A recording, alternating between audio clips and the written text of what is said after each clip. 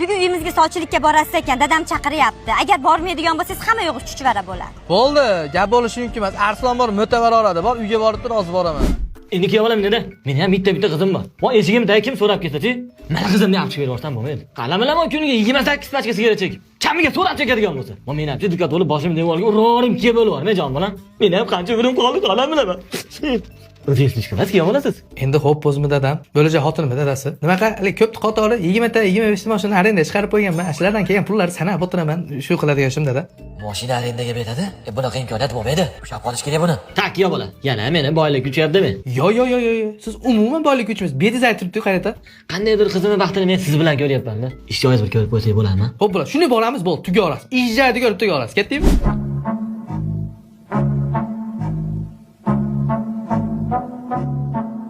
Aytgan mashinalarım mashi. Yana qaynada 4 ta inamarka zakaz qilib qo'yganman.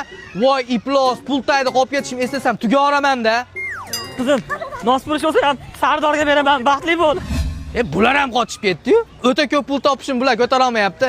Eplolmayapti men shunaqa.